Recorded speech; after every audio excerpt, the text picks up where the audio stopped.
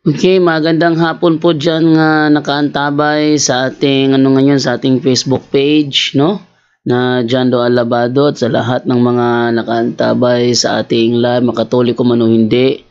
Ako po ay nag-i-scroll down ngayon sa aking ito sa aking Facebook groups na nasa nasa cellphone ko, nasa account ko pumapasok. Mayroon akong napansin na nakalagay ganito.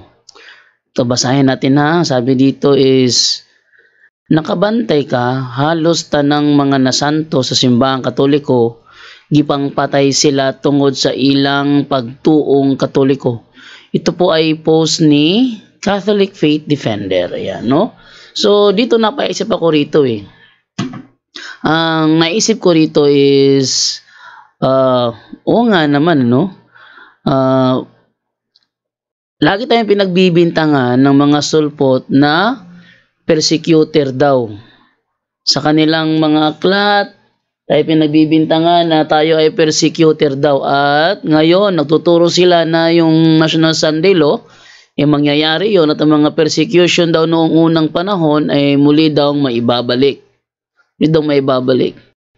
Ako'y nagtaka, ba't sila lagi tayo pinagbibintangan tayo mga Katoliko, lagi na lang tayong nasa sentro ng kanilang mga atake. Tingnan mo si Alvin Sanchez. Si Alvin Sanchez ngayon mga kapuntos ay hindi na makapag-live. Hindi ko alam kung ano ba ang naging dahilan, ba't hindi na siya makapag-live. No? Si Alvin Sanchez, hindi na siya makapag-live. Ewan ko kung ano ang nangyari doon, bakit naging ganun. Oops, wait lang. Sobrang lakas nun ah. Hindi na makapag-live. Ewan ko, siguro, na-report siguro yung kayang Facebook account siguro, kaya hindi na siya makapag-live. Lagi na lang atake na Santo Papa, atake sa ating dasal, atake sa ibang relihiyon. Di ba na napapansin yun?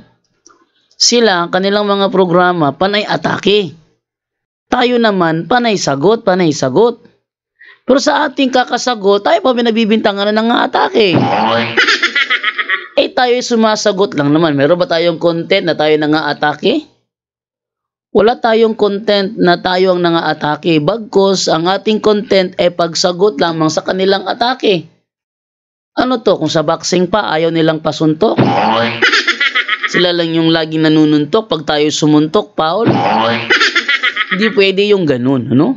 Sa lahat ng mga nandyan, hindi pwede yung ganun na kung sa boxing pa, sila lang yung pwede manuntok. Pag tayo nanuntok, Paul ka agad. Pinagbibintangan tayo, noon pa yan. Tayo pinagbibintangan na persecutor, gumagamit ng mga references ng mga author is kritiko Katoliko. Merong kumakalat ng mga sulpot, sabi nila, ang Katoliko, kung alam nyo lang ang kasamaan sa loob ng Vatican, yung Secrets of the Vatican, kung alam nyo lang yon, lahat ng mga nakasulat doon, puro atake sa Katoliko. At ang author, kritiko Katoliko. Pag sinabing kritiko Katoliko ang author, walang sasabihin niyang matino, puro atake. Bakit puro atake? Kasi ang intention ng author, yung mga Katoliko, masira yung pag-iisip at iwanan ng simbahang Katoliko. Yun ang reason. Kaya tayo pinagbibintangan tayo na persecutor daw. Pero sa mga nagbibintang sa atin na tayo persecutor, laman akong matandaan na meron silang membro, pinersecute natin. Pero tinan mo yung ating aral. Kahit saan, kaliwat kanan, pinipersecute tayo. Mga post ng Sabadista, pinipersecute tayo. Sabihin lang natin na ang nag-compile ng Biblia ay Katoliko, albureaching kaagad sila. Hindi ba? Albureaching kaagad. Marinig lang nila na tayo nagtuturo na Katoliko ang nag-compile ng Biblia, ang dami nilang mag-uurumentado kaagad. Bakit? Yung mga nag-uurumentado bang Sabadista, Kaya ba nilang patunayan na silang nag-compile ng Biblia? Hindi naman. Sana kung mag-uurumentado sila, dapat, oy, Katoliko, huwag niyong angkinin niya, kami ang gumawa niyan. Dapat ganun. Ginagawa. Ang sabi ni Wendell Talibong, ang sabi ni Darwin Gitgano, ang sabi ni Curious Catholic, puro atake, wala namang sa kanila. Bakit? Yung nang-aatake ba, kayo ba ang gumawa? Hindi. O kamakailan lang. No? Yung mama ko, pinagalitan si Ariel Amores. Alam nyo kung bakit? Kasi yung Facebook ko, kaya ko private yan. At may mga nag-friend request dyan, hindi ko basta-basta ina-accept. Kasi sinisiguro ko na yung mag-friend request sa akin is kinikilala ako na friend. Friend request nga eh. Kung nakaintindi lang kayo ng friend request, ano? Friend request. Makikipagkaibigan. Yun. Siyempre, pag sinabi pagkikipagkaibigan, tayo Katoliko, wala tayong pinipili na magkikipagkaibigan. Magkikipagkaibigan nga eh. Diba? Pag tayong Katoliko, mayroon tayong barkada. Mayroon tayong barkada na sulpot. Wala tayong pakialam kung yan ba ay sulpot. Ang mahalaga sa ating Katoliko, barkada natin yan. At dahil barkada natin yan, kaya natin yang ipaglaban hanggang sa dulo dahil barkada natin yan. Ganyan tayong Katoliko. Ano? Kaya natin silang ipaglaban. Kahit pa sila ay sulpot, wala tayong pakialam doon. Dahil barkada tayo. Pero nakapagtataka, yung mga nag-friend request sa akin ng mga sulpot, kahit yung post ko sa pictures namin ni Divine. Pictures namin ni Divine. Yung mga pictures ko na nag-enjoy lang ako doon sa sa Photolab na application, nag-enjoy lang ako, pinopost ko yung mga resulta ko, ang comment ang sagwa. Sabi, alam mo dyan kamukha mo yung babaeng doon sa doon sa Revelation. Ano? Akala ko ba kaibigan ko to? Napagalitan ng mama ko. Alam mo, Ariel Amores, yung ginagawa nyo, pinipersecute nyo si Jando, mas nakikita ko ang pagkatalo ninyo. Bakit? Pinipersonal na tayo. Yan ang mga point ko dyan. Tayo ang pinagbibintangan na persecutor, pero sila yung persecutinan nyo. Meron ba kayong mga friend na MCGI? Sige, mag-post kayo.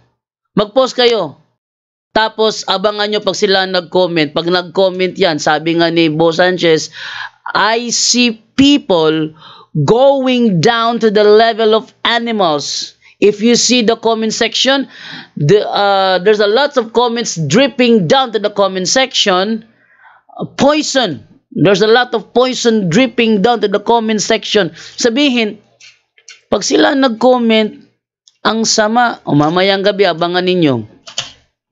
Meron nagko-comment doon sa live natin na pangalan na Ezekiel. Hinamon ko yun ng talakayan ngayong gabi sa punto por punto. Tingnan natin kung sisipot ba yun. No? Tingnan kung sisipot ba yun. Kaya sa mga dyan, sa mga sulpot na sa tingin nila is kami ang mali at sila yung tama, ba't hindi nyo subukan pumasok rito at makipagsubukan? Welcome naman kami.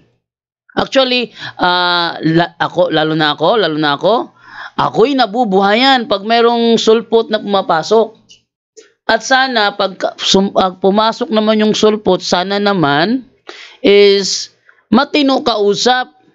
Ang pangit naman, napapasok ka, tapos ang ginagawa mo kabulastugan, hindi magandang tingnan, hindi ka magandang ehemplo sa iglesia ninyo. Ako, tingnan niyo ako pag ako pumasok sa programa ng mga sulpot, gaya ng programa ni Dan Maasin, programa ni Alvin Sanchez, programa ni Julito Daig, pag sila pinasok ko, at pag ako ay nagtanong, ang mga tanong ko lahat is very logical. Pag sinabing logical ang tanong ko, ginagamitan ko yan ng correct thinking. Hindi ako kailanman gumagamit ng mga fallacy questions. Si Dan Maasin, mahilig sa fallacy question. Oh. Isa ko example dyan, si Dan Maasin, napakahilig sa mga fallacy questions. Oh, pero tayo, pag ako naman yung nagtanong, matino naman. Kaso nga lang, yung style nila, tayo'y pinaiikot sa palad ng kasinungalingan. Oh, tayo pinaiikot. Tingnan nyo yung style nila, tingnan nyo ha. Kapag meron kayong talakayan, at sila yung pumalpak, ibig sabihin, pumalpak sila. Dahil sa kapalpakang yun, nireview mo para makita kung paano sila pumalpak. Pero ang psywar means psychological war, no? Ang psywar na ginagawa nila para wag mo nang i-recap yung kanilang kapalpakan. Sasabihin nila, si Jando hindi nakapag-move on. Ba't nila gagawin yon? Dahil alam nila na kapag nag-review tayo, makikita ang kanilang kapalpakan. Kaya sinasaywar tayo para wag na tayong mag-review. Kasi, kapag natamaan nila ang emosyon ng tao, sabihin nila ngayon, si Jando hindi nakapag-move on. Halimbawa, ako'y emotional. Nagpadala ako doon sa atake niya. Di anong gagawin ko? Para wag na ako sabihan na hindi nakapag-move on, wag ko nang i-review. So, yung kanilang kapalpakan, matatago. Diba? Oh. Yung kanilang kapalpakan, matatago na yon. Bakit? Kasi, ayaw nila na i-review ko. Diba? I-review ko, hindi nakapag-move on. Tinay Daryl Villanueva nung nakaraan. Nag-post ng video ni Corina Sanchez tungkol doon sa isang Muslim na tinanong na ang founder doon ng Catholic si Constantine. Tapos ang kanyang parang message doon, CFD panoorin nyo. Di tayo naman pinanood natin dahil CFD panoorin nyo, siya ang nag-post. Natural, oblige siya na managot doon sa video niya na pinost. Bakit? Pinost niya. Sana, before ka nag-post, dinoble check mo kung wala bang halong kasinungalingan yung video. Kaso si Daryl Villanueva, hindi nag-double check. Nakalagay lang doon. Sinabi lang ng Muslim na in-interview ni Corina Sanchez na ang founder ng Catholic is si Emperor Constantino. Pinost na kaagad without double checking. Ang daming mali doon. Halimbawa, tinanggalan daw ang Biblia. Tinanggal daw sa Biblia yung Gospel of Barnabas. Kailan ba natapos ang Biblia? 100. Kailan ba na-compile? 405 AD. Kailan sinimulan ng compilation? 382. Na-compile, natapos 405 AD. Kailan ba lumabas ang Gospel of Barnabas? 14th century. Tapos sasabihin nung Muslim na yun, sabihin niya na tinanggal ni Constantine sa Biblia ang Gospel of Barnabas. Nang tinanong ko si Daryl Villanueva, panay iwas. Naiipit siya sa logical question ko. Naiipit siya. Anong ginawa niya? Ulit ang tanong, ulit ang sagot. Palpak nga ang sagot, ulitin mo pa. So, nangyari, tinanggal ako. Ngayon, iba na naman Alvin Sanchez, pinasok ko na naman uli. Nahirapan sa logical question. Sabi ko sa kanya, mahilig kayo magbasag ng imahe ni Mama Mary. Ba't di nyo try subukang basagin yung imahe ng Baphomet doon sa Amerika? Yung Baphomet na imahe, basagin nyo. Natakot naman tong si Alvin Sanchez. Sabi niya, kunin mo, dalhin mo rito. Sabi ko naman, sa Biblia ba? Sabi niya kasi, inutusan daw siya ng Panginoon. Alam rin kasi nungalingan yun, pero claim niya, inutusan daw siya. Ngayon, sa Biblia, kapag ang mga propeta nagbasag ng imahe ng Diyos-Diyosan, ang tanong, yung bang Diyos-Diyosan na kanilang pinagbabasag, kailangang isurrender sa kanila bago nila basagin? O pinupuntahan nila mismo para basagin? Dahil sa tanong na yan, nahirapan si Alvin Sanchez ng style niya para hindi siya makitang ipit. Kahit na alam natin ipit na siya, Ginagawa niya bingi-bingihan effect. Pabingi-bingihan effect. Yun ang ginawa ni Alvin Sanchez. No? Pabingi-bingihan effect. Kasi, nakikita na niya kasi doon na ipit na siya. Ngayon, pangalawang sabi, nag-post siya na lalabanan daw niya ang Katoliko. Lagot, sige ha, lalabanan mo pala ha. Mamayang gabi, papasok kita mamayang gabi. Huwag kang mapibingi-bingi. Nang pinasok ko ng ganyang gabi, hindi siya ang humarap. Nagsumbong kay Dan. Nagsumbong kay Dan Maasin. Tapos si Dan Maasin naman, naipit sa tanungan. Sabi niya kasi, yung 10 sungay daw, yung 10 daliri. Sabi ko sa kanya, saan mo nabasa? Ako, wala akong problema. No? Wala akong problema kung yan ang kanilang paliwanag kasi paliwanag nila yan. Ang sa akin lang, ebidensya na ang paliwanag nyo ay tama. Ebidensya na ang paliwanag nyo ay tama. Pag tama, ba't pa akong kukontra? Tama. At least paliwanag nyo yan. Yan ang paliwanag ninyo. No? Inanapan ko ng Dan Maasin. Walang maibigay. Dahil walang maibigay, inuulit-ulit ko yung tanong para talaga ibigay niya ang sagot. Matumbok ba niya ang tanong? Alam kong natumbok niya ang tanong, pero talagang sinasadya niyang pabagalin. Sinasadya niyang ulit-ulitin. Hanggang sa ako'y panin ng reklamo. Anong sabi Dan Maasin? Doon ka sa presinto magreklamo. Tignan nyo. So, yan, yung mga, tapos pag ni-review mo yan, sasabihin nila, hindi nakapag-move on. Mga style na ganyan. Pag kami sinabihan nyo na hindi nakapag-move on, mas lalo kaming gaganahan. Bakit? Mga Katoliko, na mga online preacher na kasama ko, pag sinabi nilang hindi kayo nakapag-move on dahil ni-review nyo yung kanilang kapalpakan sa video, huwag kayong patinag. Ituloy nyo. Ibig sabihin, naapektuhan yan. Pag sinabi nila na hindi nakapag-move on, patitigilin ka yan. Ayaw lang sabihin ng direkta. No? Kasi, ang tunay na hindi naaapektuhan, walang kibo. Yan na? Ang tunay na hindi naaapektuhan, walang kibo. Tingnan nyo. Alvin Gitamundok, panay tira sa amin, wala kaming kibo. Bakit? Kasi hindi kami naaapektuhan. Danny Cogtas, tinitira kami, wala kaming kibo. Bakit? Kasi hindi kami naaapektuhan. Hindi kami naaapektuhan. Pag hindi kami naaapektuhan, wala kaming kibo. Hindi ba? Ganyan yan. Kapag yung kanilang kapalpakan, ni-review nyo tapos wala silang kibo, ibig sabihin, hindi sila naaapektuhan. Pero pag sila ay nasasaktan sa ginagawa nyong review, sasabihin nila, hindi nakapag-move on para tumigil ka na. Ang tawag dyan, psychological war. Psywar yan. Kaya, kung sabihin nila na hindi ka nakapag-move on, tuloy mo lang. Banatan mo ng husto. Tingnan natin kung hindi mag-aalboroto ang puwet niyan.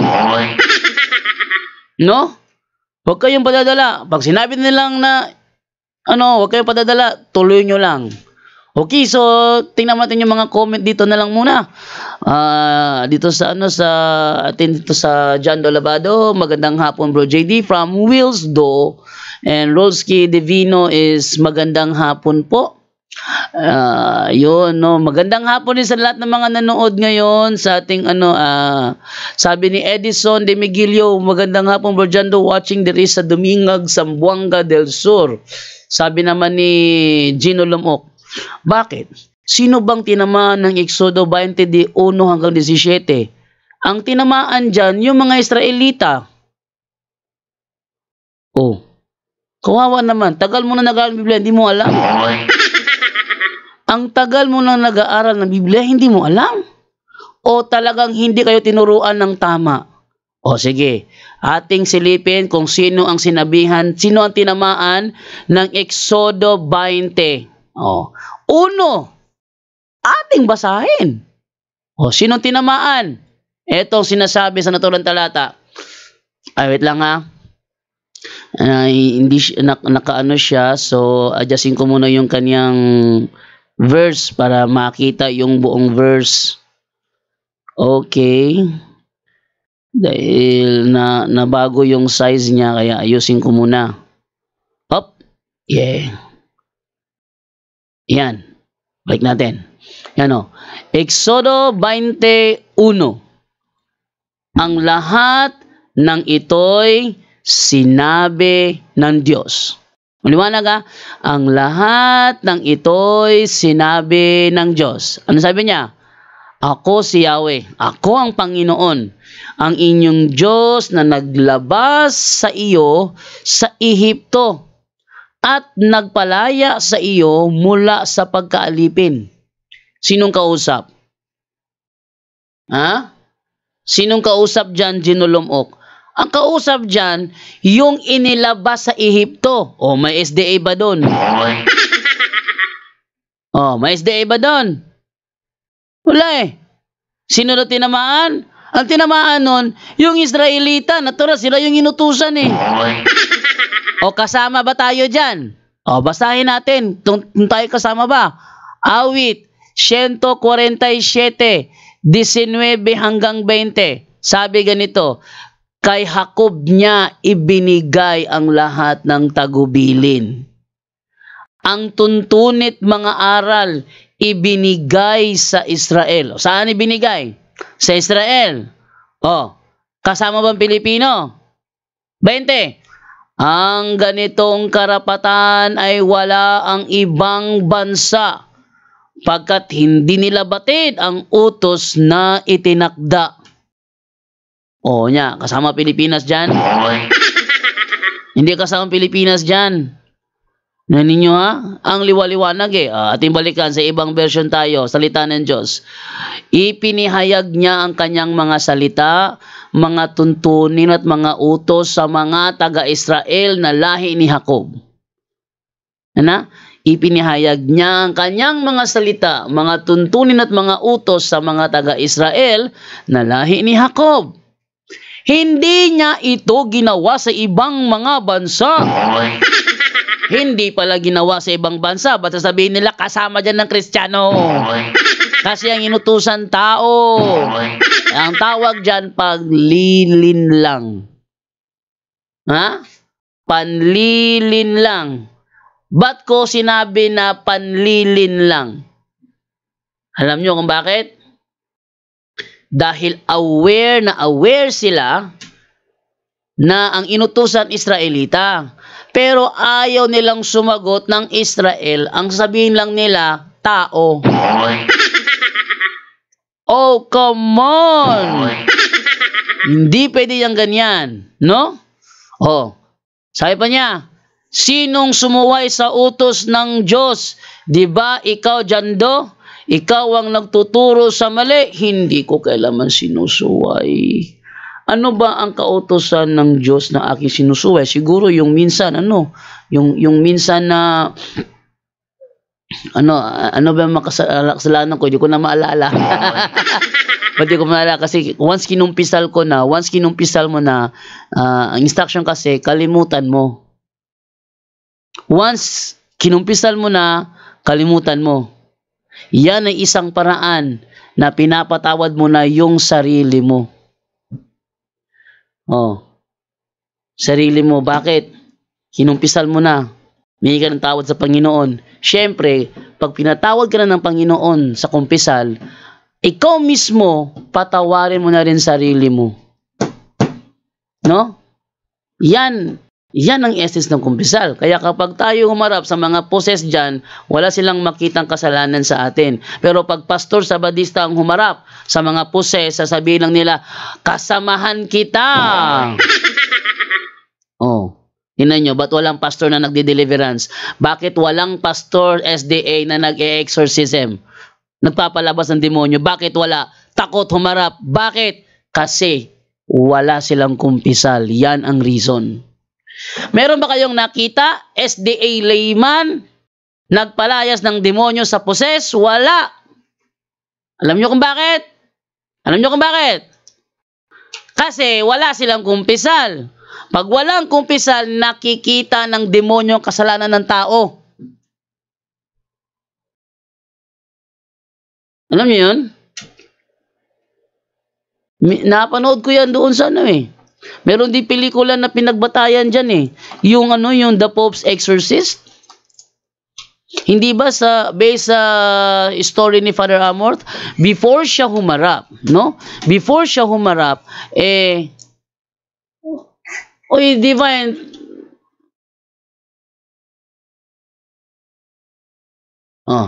napasin ninyo doon sa sa pelikulang The Pope's Exorcist? The Pope's Exorcist? Before siya humarap, kailangan niya munang magkumpisal. Bakit? Naaamoy ng demonyo ang kasalanan ng isang tao. At sa tingin nyo ba, mapapalayas nyo ang demonyo kung kayo ay mapang-atake sa Katoliko? Yung napakahilig nila gumawa ng mga false statement against sa Catholic. Diyan enjoy ang mga Sabadista yung mga SDA, enjoy sila diyan. No? Sa kanila maganda ang kanilang content kapag sila ay nanira sa Katoliko. Sige, patuloy nyo yan. At yan ay kaiimpyerno ninyo. Sinusiguro ko yan. Pag hindi kayo tumigil sa mga pamimersonal, mga atake na mga ganyan, paninirang puri, na sasabihin nila ang Bishop of Rome na successor of Peter, sabihin nilang sa demonyo daw, nako, ang laki ng kasalanan nyo dyan. Napakalaki ng kasalanan nyo dyan, no? Ikaw ang nagtuturo sa mali, sabi ni Gino Lumok. Isaiah 66:17-18, basahin mga makiminig at nanonood kung sino ang sinungaling, di ba si Jando? Sige, basahin natin kung sino ang sinungaling, ha? Eto, sabi nila sa Isaiah 66:17, bigay ko muna yung paliwanag ng SDA dito, para makita ninyo kung sino sinungaling. Sabi ng mga SDA sa Isaiah 66:17 na sino mang tao, kay Hudyo ka, kay Pilipino ka, once kumain ka ng baboy, susunugin ka. Yan ang kanilang turo, ha? Ang kanilang turo, kung ikaw man ay Israelita, o ikaw man ay Pilipino, pag kumain ka ng baboy, susunugin ka. Ang tanong, yan ba ang sinasabi ng Isaiah 66:17? Yan ba? Sige nga, review nga natin kung yan ba sinasabi ng Isaiah 66:17. Kung sino mang tao daw ang kumain ng baboy ay susunugin daw. Yan ba talaga sinasabi? Tingnan natin kung sino sinungaling dito. Isaiah 66. Yan, babasahin ko ha. Tingnan ninyo. Sa ating simulan sa 15 hanggang 17. Sabi ganito. Makinig kayo. Yan na. Makinig kayo. May pinagsabihan si Isaias. Sinong kausap niya dyan? Di mga Israelita. May Pilipino ba dyan? Wala. Darating ang Panginoon na may dalang apoy. Yan, napakaliwanag ha. Darating ang Panginoon na may dalang apoy. Sasakay siya sa kanyang mga karwaheng pandigma na parang ipo-ipo. Ipapakita niya ang kanyang galit sa kanyang mga kaaway.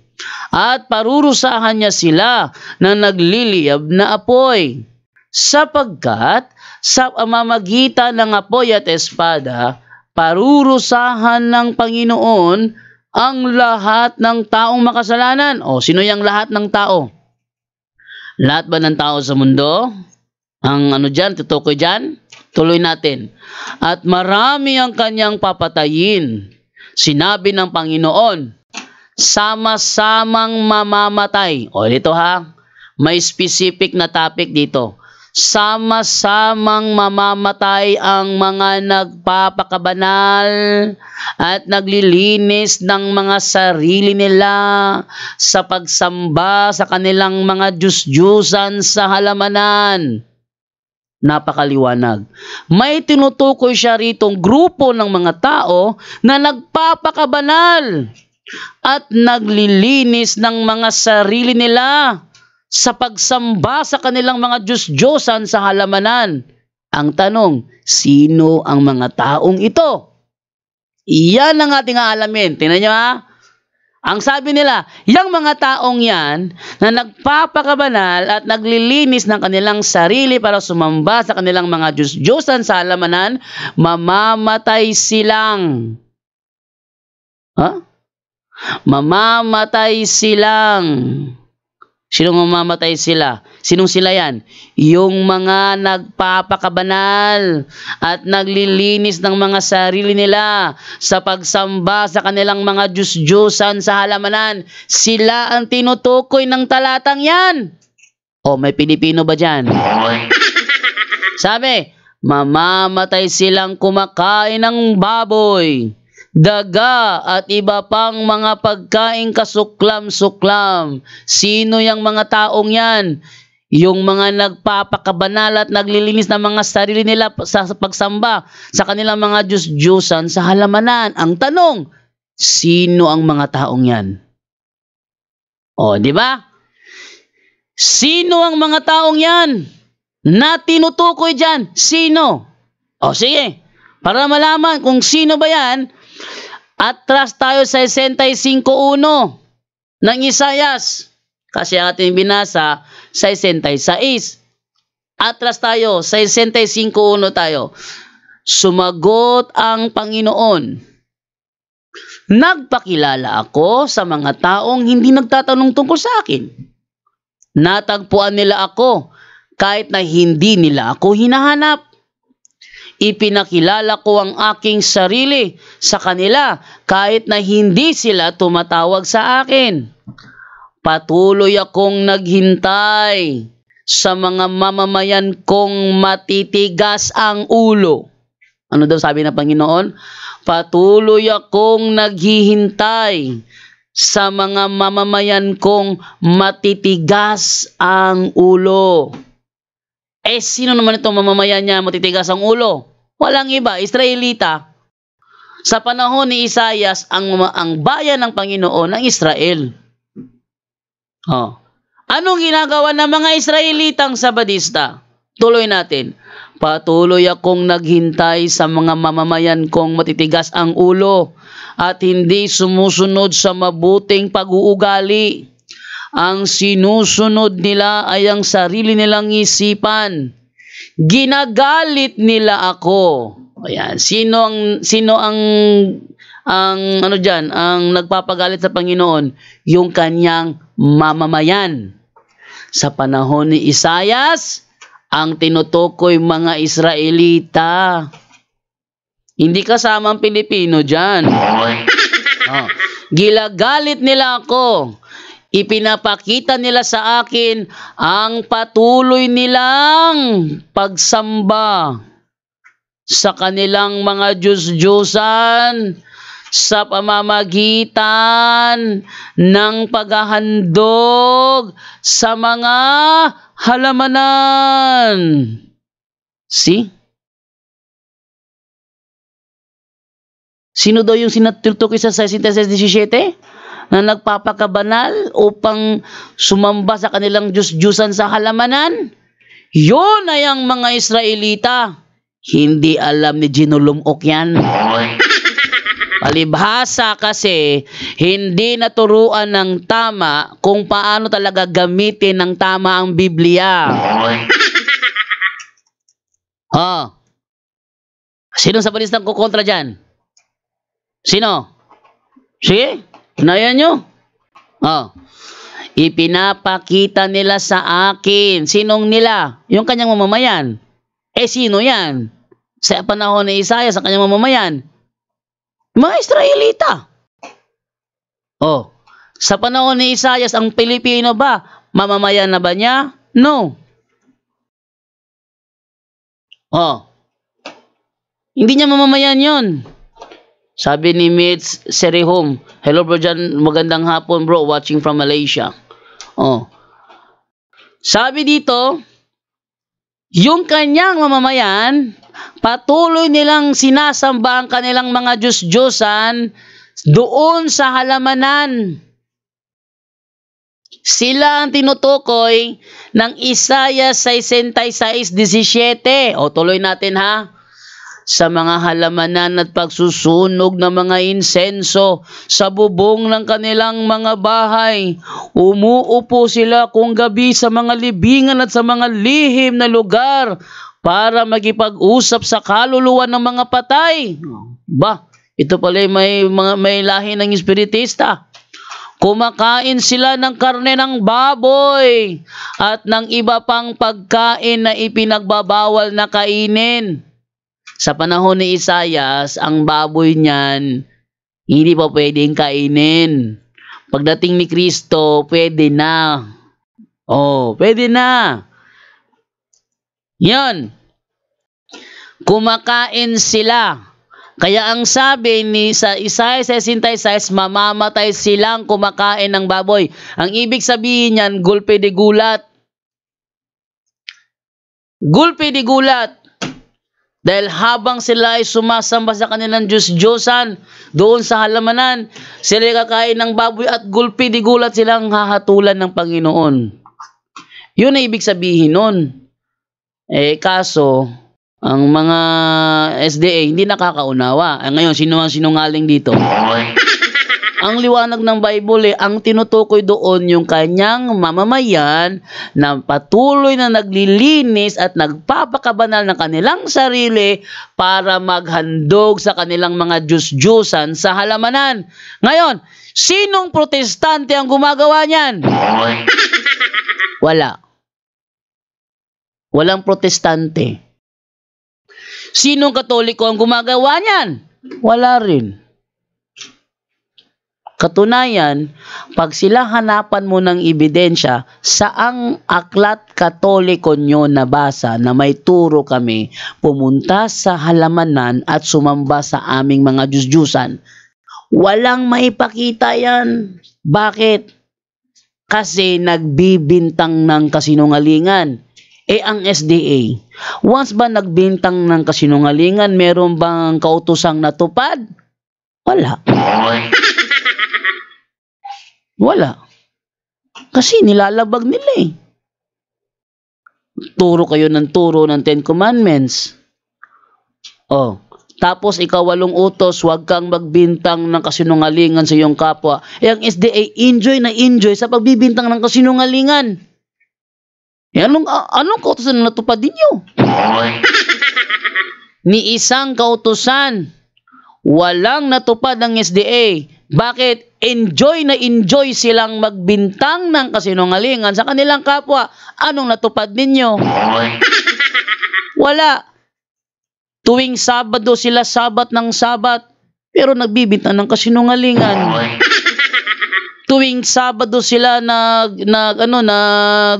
nagsabat ng sabat, pero mga sinungaling naman. O baka sabihin niyo, hindi ako nagbibintang ng kasinungalingan. Search nyo sa YouTube. Warren Becerril, ang bakakong Sabadista. I-search nyo sa YouTube. Diyan nyo makikita na talagang sila ay nagsisinungaling. Halimbawa, example na lang natin. Mga Sabadistang nag-aalyas at nagpapakilala sa ibang pangalan. Kasinungalingan yan. Si Warren Becerril, una kaming nagkakilala year 2012 yata yun, 2011. As early as 2012 or 2011, kami nagkakilala ni Warren Becerril. Ang kanyang pakilala sa akin, siya daw si Mario Fernandez. Yan na. Sige, bukas. Try ko bukas. Ipaparinig ko sa inyo ang aktwal na tawag ni Warren Becerril kung saan nagsisinungaling siya. Paano nangyari yun? Ako'y nagtatrabaho sa PLDT. PLDT nun. Smart Bro PLDT. Ako nagtatrabaho doon as an agent. Itong si Warren Becerril, tawag ng tawag sa akin at enjoy na enjoy siya na kulitin ako. Enjoy na enjoy siya na pikunin ako. O yan ha. Yan ay Sabadista. Enjoy na enjoy siyang pikunin ako. Tapos, pag siya nagtatanong, ako'y sasagot, sasabayan niya ako. Sasabihin niya, makinig ka! Makinig ka! Sige, pinakinggan ko siya. Then ako na may matino naman akong kausap kaso nga lang inaabuso talaga ng mga SDA. Sige, pinakinggan ko siya. Kahit na masagwa ng pakinggan, pinakinggan ko siya. Ay sabi niya kasi, matuto kang makinig. Sige, nakinig ako, nakinig. Sabi ko sa kanya, tapos ka na? Kasi tumimik na siya Tapos ka na? Siya, tapos na ako. Sige, ako lang magsasalita. Unang words ko pa lang, sasabayan na ako. Tapos tawa ng tawa. Wala siyang ibang ginawa, atake personal. Anong ginawa ko? Pag tumawag siya, open ko yung tawag, ilalagay ko sa tapat ng TV na habang nagpapalabas ng TV Patrol. Yun ang ginagawa ko. No?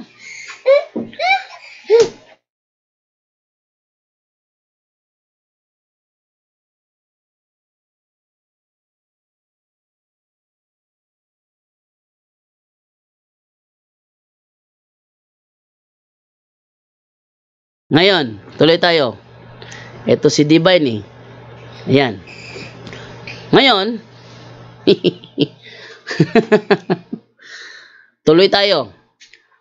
Ang ginagawa ko, tinatapat ko sa TV yung aking cellphone habang tumatawag siya dahil nangungulit nga, nai-enjoy siya na ako'y kanyang ginagalit.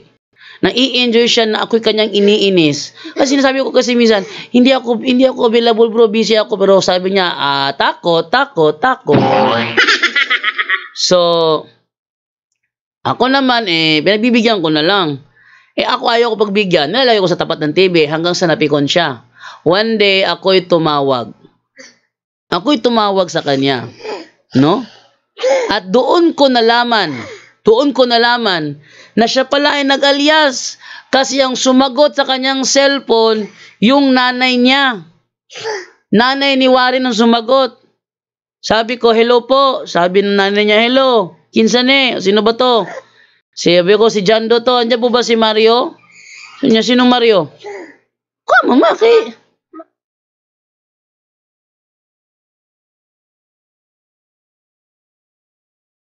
Tapos, ano nangyari? Sabihin ko na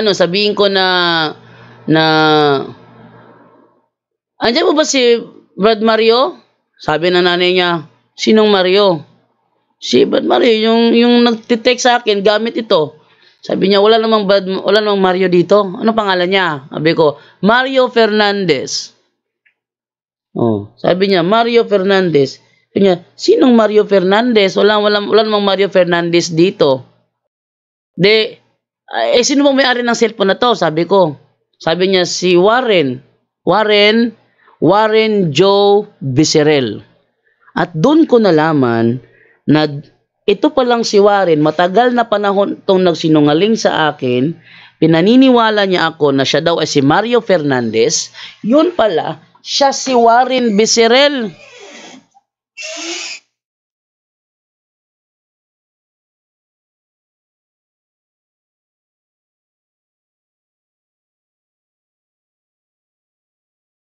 Ngayon, ang nangyari ngayon, nalaman ko na, booking ko na siya. Ang ginawa ni Warren, panay tawa. Pero yung kanyang pagsisinungaling, hindi na niya yun mabawi. Yan talaga ang SDA.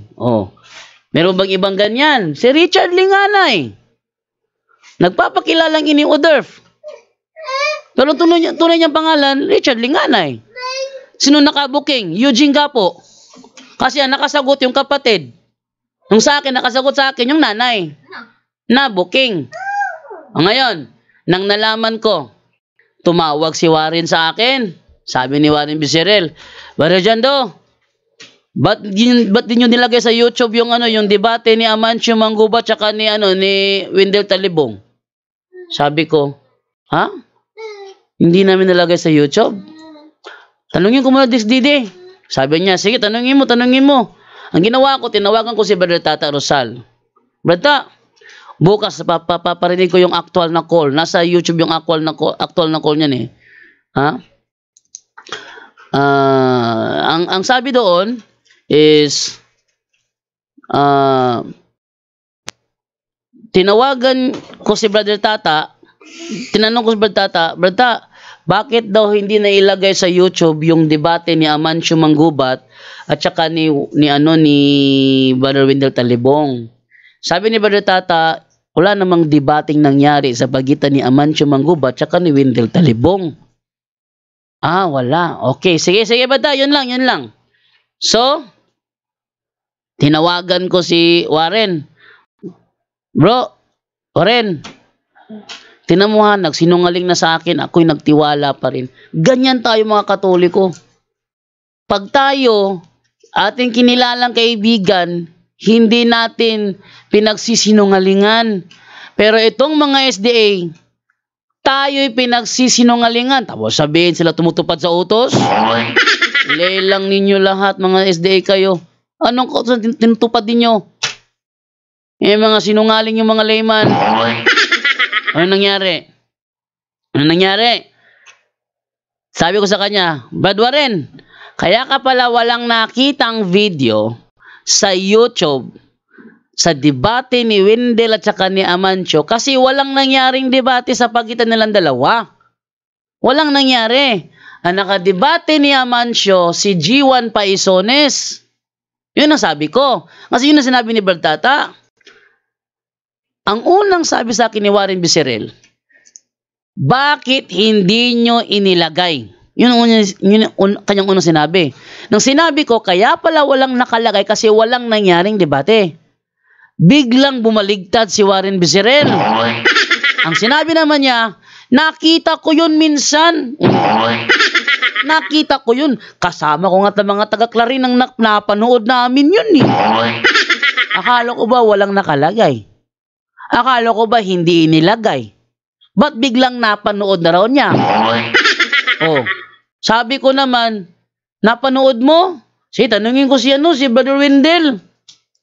Dahil kaibigan, ako naman nagtiwala pa rin. Ganyan tayong Katoliko, ha? Tinawagan ko si Brother Wendell Talibong. Brother Wendell, meron bang nangyaring debate sa pagitan mo at saka ni Amancio Manggubat? Sabi ni, nakadokumentado lahat yan, yung mga calls na yan, nirecord ko lahat ng calls na yan, pinost ko sa YouTube, search nyo lang, Warren Becerril, ang bakakong Sabadista. I-search nyo yan, makikita nyo yung marinig yung mga actual na call namin dalawa. Brother Wendell, totoo ba yung nagdebate kayo ni Amancio Manggubat? Sabi ni Brother Wendell, wala naman kaming nangyaring debate ni Amancio eh. Wala? Wala. Sige. Sabi ko kay Warren, Brother Warren, sabi ni Wendell, walang nangyaring debate sa pagitan nila ni Amancio Manggubat. Si Warren Becerril na talagang sinungaling, iginiit niya. Sabi niya, hindi, may nangyari nga. Tiniksan pa nga ako ni Wendell eh. Sabi niya sa akin, hoy Warren, tulungan mo si Amancio sa DXDD, umakyat ka rito kasi nahihirapan na. Sa Bisaya pa, tabangi kay giubo na gihubak. Nasa yan? Yan ay nasa YouTube, search nyo. Warren Becerril, ang bakakong Sabadista. Nag-text sa akin si Wendell, sabi niya. Ang ginawa ko, tinawagan ko si Wendell.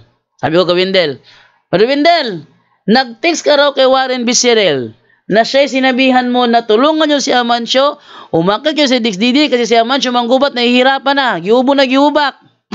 Sabi ni Brother Wendell, Brother Jando, hindi ko ugali yung ganyan. Ako na may agree. Hindi niya ugali yan. At isa pa, wala akong number ni Warren. Bakakon yan si Warren. Talagang binanggit ni Wendell, bakakon ng Warren.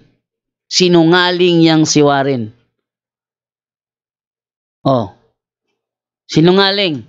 Sinabi ko sa kanya, sabi ni Brother Wendell, wala siyang number mo.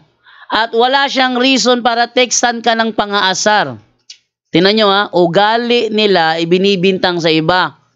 Sabi naman ni Warren, hindi. Tiniksan niya ako eh.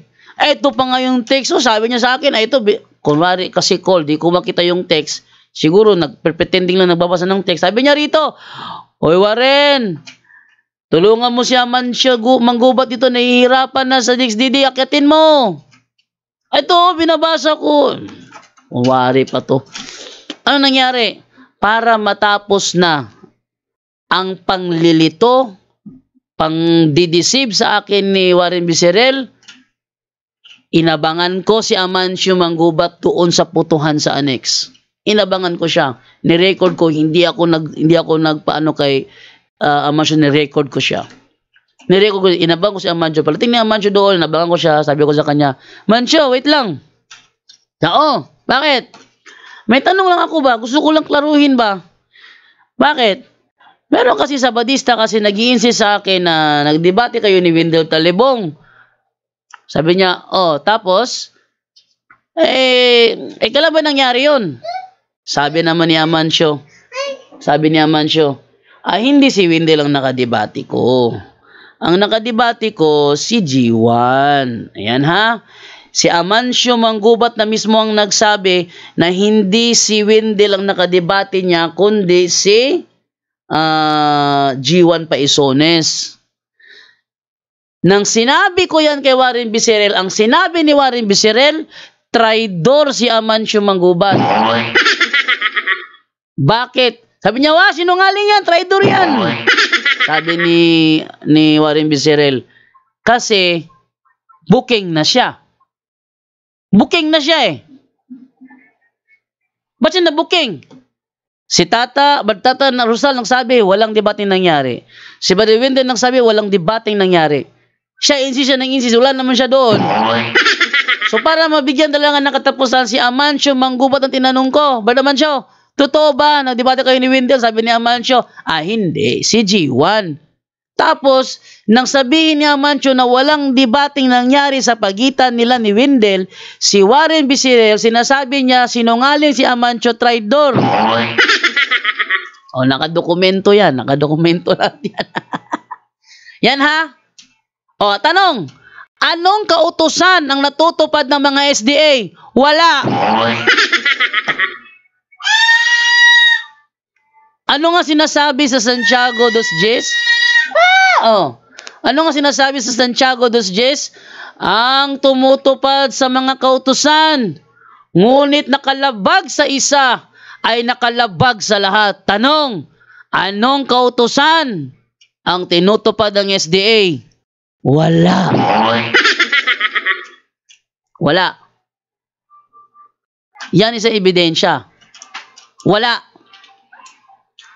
May natupad ba? Wala. Wag kayong feeling perfect kayo. Baka diyan sa ginagawa nyo, yan ay kaimpyerno ninyo. Panay kayo paninira sa kapwa nyo tao. At nag-e-enjoy pa sila habang nakikitang napipikon sa kanilang Katoliko. Anong klaseng espiritu yan? Anong klaseng espiritu yan? Enjoy na enjoy sila habang nakikitang napipikon sa kanilang Katoliko. Anong klaseng espiritu yan? Yan ba espiritu ng Panginoon? Na-enjoy, na pinipiko mo yung kapwa mo tao, na-enjoy ang ano? Hindi. No. Ako'y pinagbibintangan nito ni Gino Lumok. Nagtuturo daw ako ng mali. Ba't ayaw mong humarap sa akin? Ba't takot kang humarap? Para subukin natin kung sino sinungaling dito. Yan yung makikita. Diyan yung makikita. Kung sino ang sinungaling. So, doon yung makikita ha. Ayan. So, move na tayo sa next naman ng mga comment. Okay, nawala. Ito muna ako sa kabila. Ito sa John D. Basa muna ako dito sa John D naman ulit. Wow, dami na ng comment dito. Minsan kasi, taka kasi ako minsan eh. Ang dami ko ba namang friends sa Facebook tapos ilan lang nanonood? No? So, tataka ko dyan eh. Dami kong friends. Libo na siguro ang friends ko rito pero nanonood ba? Pero doon sa sa Facebook page, sa YouTube, syempre dami nanonood, no? Okay. Okay, sabi dito ni Verhel, sangutan untas, maayong hapon bro, kumbati lang perme. Kumbati lang perme. No? Oy, di ko maano siya scroll umabalik siya. Okay, so hindi ko na makita yung mga comment dito. Sige man na pangatake ng sulpot bro, sabi ni Bunso. Oy Bunso, don't forget to drink your milk. Okay no? So, yan ha. Yan isang patunay. Yan mga SDA, wag kayong feeling malinis. Pag kayo umatake sa Katoliko, feeling nyo ang linis-linis nyo. Alam nyo ba, ayaw ng Panginoon yung ganyan. Na feeling niya magaling siya, pero nilalait ang kanyang kapwa. Ayaw ng Panginoon yan. Ha?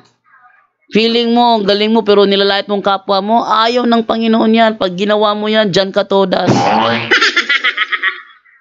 No? Okay, malait. Kami sa Katoliko, hindi kami nanlalait, kami sumasagot lang. Kaya nga kami Catholic Faith Defender. Kasi kami sumasagot lang, hindi kami nanlalait, kami sumasagot lang. Doon sa Katolikong nanlalait ng kanilang kapwa, sila na mananagot doon. Okay, sabi naman ni Gaudencio Guangco, watching from Trento, Agusan del Sur, at tumatawa ngayon si Bunso. Bunso, don't forget ha. It will make you grow. Okay, Ana Teleron, good day mga kapanalig from Talises, Cebu. Willie Lopez, hindi tinuruan ng tama bro. Evangeline Dizo, good PM bro. JD watching from Baguio City, God bless sa iyo. And then si Bernabe Solatorio, mayroong evangelist dito sa Sambusor, Sambuca del Sur siguro, na palagi naghahamon ng debate, patutunayan niya na ang Katoliko ay kaliwat sa bitin. Siya si Cesar Miano. Di hamunin niyo yung mga CFD, ba't hanggang ano lang siya? Hanggang ano yan? Ano yan? Post ba yan sa Facebook? Post ba sa Facebook yan? Post ba sa Facebook yan? Sige. Kung nasa Facebook yan, sige, ako yung hamunin. Oy, naitana na, untog si Divine. Oy, ay. Ano na yay, na bibi, nauntog ng ulo sa bibi, nauntog ng utok ng bibi na. Olo, oy, malebe, kiss papa be. Alebe, kiss papa be. Loy, mani Divine, oy. Ale, kiss papa be. Be, kiss papa. Loy, mani Divine. Nauntog. Tuloy tayo sa pagbabasa, no? Sino pa nandito? Reply yun. Okay, Reniel Marcelo. Kawawan naman, Israelita lagi kay Jando.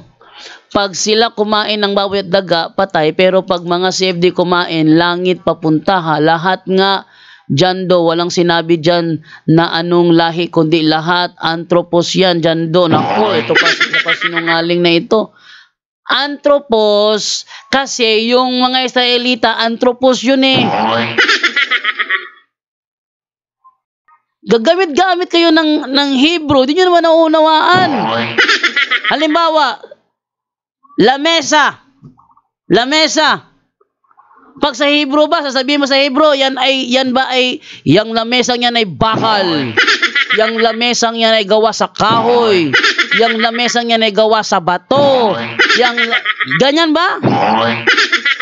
Lamesa pa rin yan. Kahit i-Grego mo, i-Hebrew, lamesa pa rin nakalagay dyan. Ano ba ang Grego ng lamesa? Ano ba ang Hebrew ng lamesa? Sabihin lang doon, lamesa. Pero hindi sinasabi sa Hebrew kung anong klaseng lamesa yan. Anthropos. Babasahin ko, Israelita tinutukoy. At ang Israelita, anthropos yun. Tingnan nyo ha, Israelita ha. Ezekiel. Paborito nyo itong talatang ito. Ezekiel 20. Yan ha. Itong paboritong talata ng mga Sabadista. Ezekiel Kapitulo 20, versikulo 9. Nung sabi rito, ngunit hindi ko ito ginawa dahil ayaw kong malagay sa kahihiyan ng pangalan ko. sa mga bansa sa palibot na nakaalam na inilabas ko ang mga Israelita sa Ehipto. Ayan.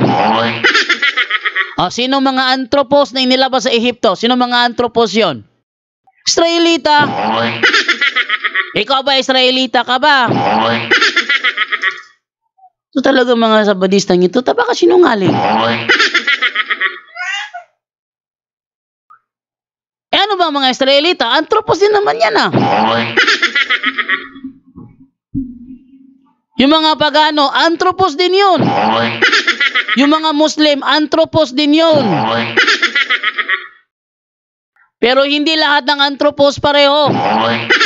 Para bang piranha at goldfish. Ang goldfish, isda. Ang piranha, isda. Ibig sabihin mo, pag sinabi kong goldfish, piranha na yun kasi pareho silang isda. Utak naman. Ha? Ano ba naman yan? Sabi niya, kawawa naman. Israelita lagi. Talaga naman Israelita yun Ulitin natin. Hindi ko ito ginawa dahil ayaw kong malagay sa kahihiyan ng pangalan ko sa mga bansa sa palibot na nakaalam na inilabas ko ang mga Israelita sa Ehipto. Israelita. Anong anthropos yan? Israelita. Di ba kayo nakakaunawa? Ang liwa-liwanag, hindi pa maintindihan. Inilabas ko ang mga Israelita. Tapos sabi niya, si Jando, lagi lang Israelita. Talaga namang Israelita sinong sinungaling ngayon? Yan yung makikita. Ako po pinagbibintangan ninyo kayo mga walang alam sa Biblia. Hindi panglalait yan, totoo yan. Anthropos. Anong uri ng anthropos yan? Pilipino ba? Ay, basta kaya anthropos. Naku. Ikaw talaga? Anong ginawa sa kanila? Tuloy natin na pababasa. Kaya pinalaya ko sila sa Ehipto at dinala sa ilang. At dooy ibinigay ko sa kanila ang mga utos. Sinong binigyan ng utos? Israelita. Ito talagang mga sabadistang ito. Huwag kayong manloko. May ebidensya na. May Biblia na. Manluloko pa kayo. No? At dooy ibinigay ko sa kanila ang mga utos at mga tuntunin ko na dapat nilang sundin para mabuhay sila. Ipinatupad ko rin sa kanila. Sinong kanila yan? Israelita. Ipinatupad ko rin sa kanila ang araw ng Sabat bilang tanda ng aming kasunduan. Magpapaalala ito sa kanila na ako ang Panginoong pumili sa kanila na maging mamamayan ko. Yang mamamayan na yan ang siyang pumupunta sa halamanan para magsamba sa kanilang mga Diyos-Diyosan. Tapos tayo po yung nabibintangan. Ikaw talaga, sino ba to? Ikaw talaga, hindi ka na ba natuto ng totoo? Reniel Marcelo? Palibhasa sa mga sabadista, tinuturuan ng mali.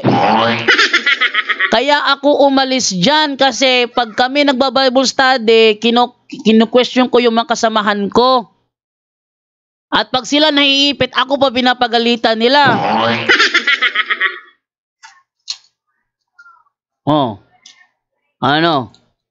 Mayong hapon, nganong nagkatibulaag ang mga CFD, naglahi-lahi ang mga panudlo. Ang reason dyan, hindi lahi-lahi ang panudlo. Hindi lahi-lahi ang panudlo. Ito talaga. Ang reason dyan, kaya sila nagkaiba-ibang grupo, yun ay dahil mayroong mga CFD na ang kanilang gusto, sila lang ang dapat tingalain. Tingnan ninyo ha.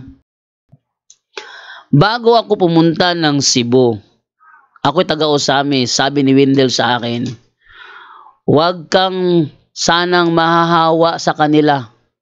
Ano yun? Ang mga CFD sa Cebu, patas anay ihi. Sabi ko naman, ano yung patas anay ihi? Kasi hindi ko nakakuntawan na gano'n eh. Mayayabang pala yung iba. In which nakita ko naman talaga.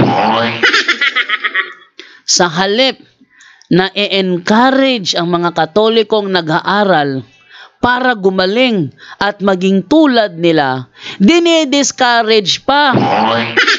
Kasi titinan nyo si Alvin Gitamundok. Yung si Alvin Gitamundok, panay paninira sa amin. Kasi nakikita niya nalalamangan na siya. Wala na siya sa top. Sabi nga niya, para kami na nga nangunguna rito eh. Para kami na nga nangunguna eh. Para hindi siya mahuli, ma-left behind, tinira kami. Pag kami tinira niya, yung kanyang tira sa amin, kakagatin ng mga sulpot yun. Pag kinagat ng mga sulpot yun, trending siya. Eh, hindi siya nahuli. Yun ang style ni Alvin Gitamundok. No? Yun ang kanyang style. Na aanuhin niya para hindi siya mahuli sa sa ratings. Pero masama yun eh sa mundo ng rap, masama yun na para ka umasenso, hihilayang pababa yung ibang tao. Masama yun. Lahat ng mga rapper ayaw yun. Maraming mga bagong sulpot na mga rapper para sila umangat, titirahin si Andrew A. Nangihila ng iba para sila ay umangat. Masama yun. Ha? Masama yun. Sabi ni Alvin Gitamundok. Sabi ni Alvin Gitamundok, igan piso na. Sabi ni Alvin Gitamundok na yung katuruan daw ng third eye, yun daw ay turo ng paganismo. Turo daw ng paganismo yung katuruan ng third eye. Wala daw sa Biblia yun. Baka yung salita wala sa Biblia. Pero sa Biblia, meron talagang third eye. Nalala nyo sa Biblia, si Saul ay nagpanggap na ordinaryong tao. Tapos lumapit siya sa isang espiritista para ipatawag ang espiritu ni Propeta Samuel. Nang lumabas ang espiritu ni Propeta Samuel, sabi ng iba, yun daw ay demonyo. Nang lumabas yon, sabi ng espiritista, may nakita ko matanda lumabas sa lupa. Ba't siya lang ang nakakakita, si Haring Saul hindi? Anong tawag mo doon? Ano ba ang third eye? It is an ability to communicate spirit in preternatural world. Sa Biblia, may mga espiritista ba? Meron. Bakit sila lang ang nakakakita ng espiritu ng mga patay na? Anong ginagamit nila para sila makakita? The third eye. Sa panahon natin, tinatawag na third eye yung psychic ability na yan. Tapos kokontrahin kami ni Alvin Gitamundok, wala naman yung alam. Siyempre, para siya hindi ma-left behind, titirahin kami. Dahil alam niya, pag tinira kami, yung kanyang mga post na tira sa amin, kakagatin ng mga ng mga sulpot yon. Di trending siya. Alata naman yung pattern eh. Kaya nga, hindi namin pinapansin kasi pag pinapansin, mas lalong umandar ang gana eh. Oh. Yan ang reason, Brother Igan, ha? Bakit? Merong mga CFD na ganyan. Merong CFD rin na nagpa-video, hinubad ang kanyang uniforme para ipakita doon sa ibang CFD na maaangas na hindi nyo na ako kontrolado. Bakit? Meron kasing ibang mga na sa halip na tulungan yung iba na umangat ang kaalaman, binababa pa nila dahil ang gusto nila sila yung nasa taas. Tingnan nyo, binababa kami. Huwag kami binababa. Yung ibang CFD, kaming punto por punto, pilit na lang ibinababa. Pero ang punto por punto na may umaangat.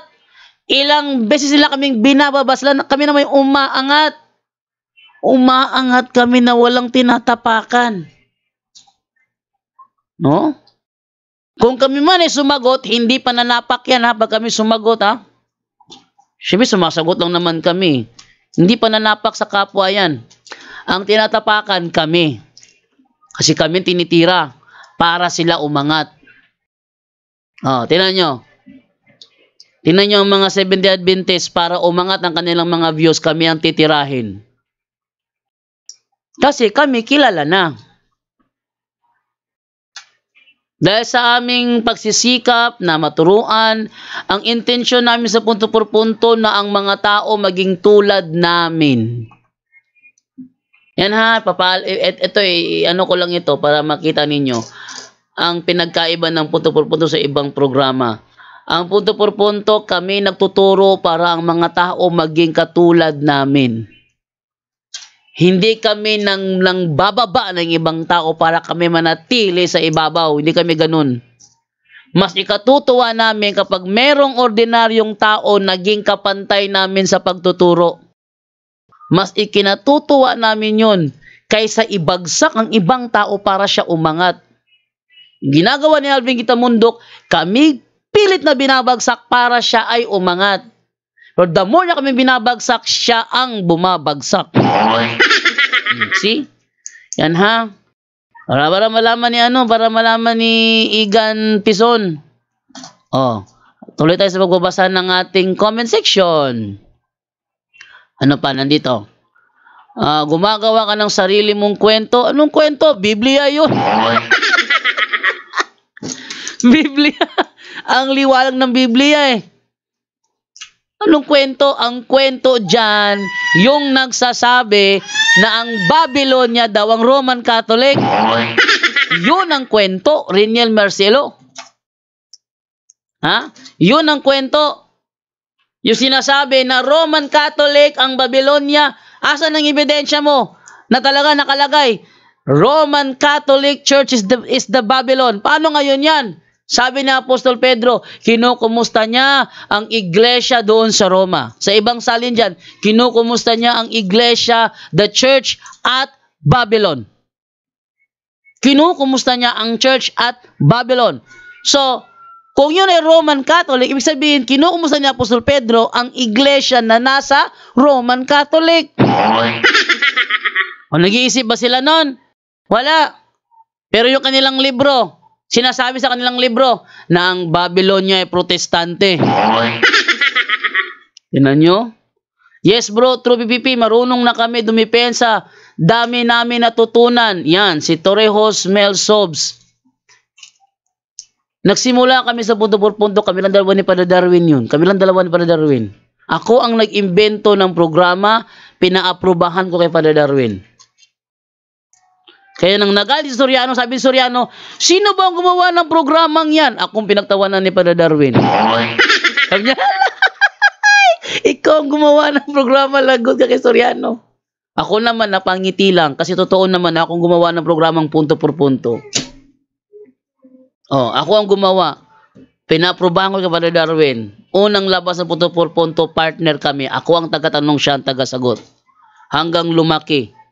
Nagkaroon kami ng Worldwide Catholic Bible Study. Kasamahan namin Melchor Manalili, Wendell Talibong, Paul Alima, Alfie Angeles, si Eric Romero. Sila yung mga yung mga haligi ng Worldwide Catholic Bible Study. Kasamahan pa namin noon si Melchor Manalili. Ngayon, tapos nadagdag si Romel Palma. Nadagdag si John Ray. Mga dating tagatanong lang yan Mga dating tagatanong lang yan. At dahil nakita ko, tingnan nyo ang punto por punto. Kapag makita namin ang abilidad ng isang taong natututo, kinukuha namin. Tingnan ninyo. Kung kapareho ko ang ugali ni Kitamundok, makukuha kaya si na John Ray? Hindi. Kinuha namin si Romel Palma. Kinuha namin si Junre. Kinuha ni Romel Palma si Mr. Curious Catholic. Kinuha ni Romel Palma itong si Aljan Bagatnan. Kinuha ko naman itong si Angel Santos kasi nakiusap yung kanyang asawa na isali si Angel Santos. Kinuha ko. Oh. Kinuha namin si Brother Tata Rosal. Kinuha namin si Christian Yuan Sumalinog. Nasaan ba sila noong una? Wala yan. Ba't sila nandito ngayon kasama natin? Kasi kami natutuwa na dumadami ang mga katulad namin. O, yun.